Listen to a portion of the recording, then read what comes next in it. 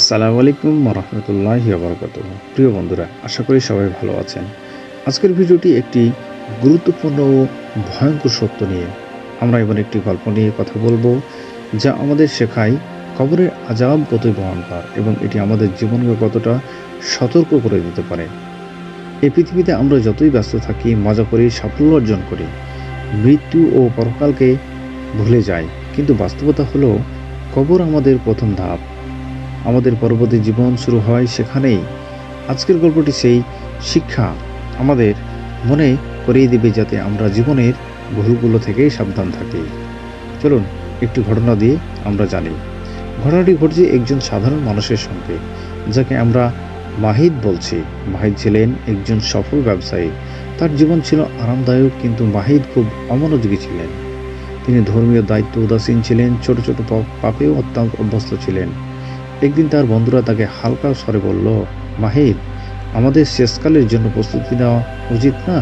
কিন্তু মাহিদ হেসে বলল, এখন তো অনেক সময় আছে, পরে সব ঠিক হয়ে যাবে। কিছুদিন পর মাহিদ হঠাৎ অসুস্থ হয়ে পড়লেন। হাসপাতালে নিয়ে যাওয়া হলো, কিন্তু মৃত্যু এসে হাজির হলো। মাহিদ মারা গেল, তার বন্ধু ও পরিবার চরম শোকাহত। কিন্তু মাহিদের জন্য পরকাল এখনই শুরু। কবরের সেই প্রথম রাত, যেখানে তাকে জিজ্ঞাসা করা হলো, তুমি কি আল্লাহকে চিনেছ? তোমার জীবন কেমন ছিল? মাহিদ তখন বুঝলো তার জীবনের ছোট ছোট পাপগুলো তার বিরুদ্ধে দাঁড়িয়ে গেছে।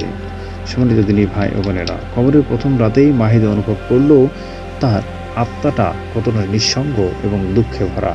সে চেয়েছে আর কিছুই করা সম্ভব নয়।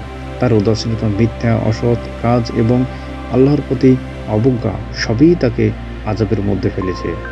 বন্ধুরা, কবরের আযাব কেবল শারীরিক নয়, একটি মানসিক পদ্ধতি। কিন্তু নিঃসঙ্গতা, পাপের স্মৃতি, অনুতাপ, এই সমস্ত কিছুই একসঙ্গে মানুষকে ভয়ঙ্করভাবে কাঁপিয়ে তোলে।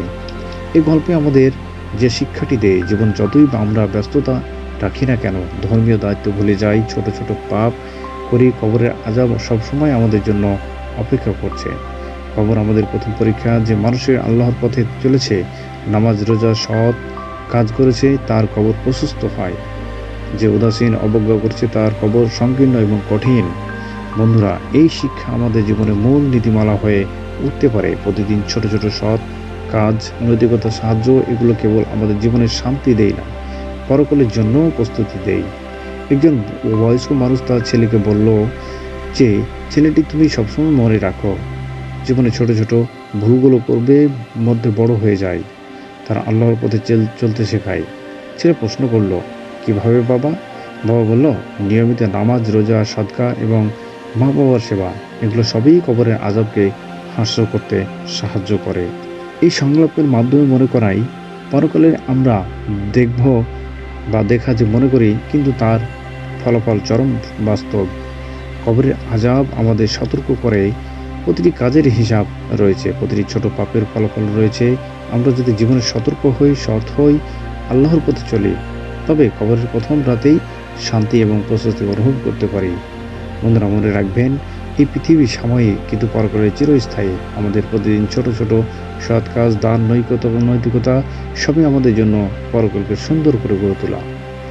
সম্মানিত দিনী ভাই ও বোনেরা, আমাদের গল্পটি আমাদের জন্য একটি গুরুত্বপূর্ণ শিক্ষা। যদি আপনি আমাদের এই চ্যানেলে নতুন হয়ে থাকেন, তাহলে চ্যানেলটিকে অবশ্যই সাবস্ক্রাইব করে পাশে থাকা বেল বাটনটি চাপ দিয়ে সঙ্গে থাকবেন।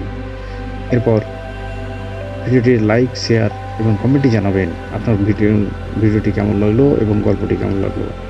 পরবর্তী ভিডিও দেখার আমন্ত্রণ জানিয়ে এখানে শেষ করছি।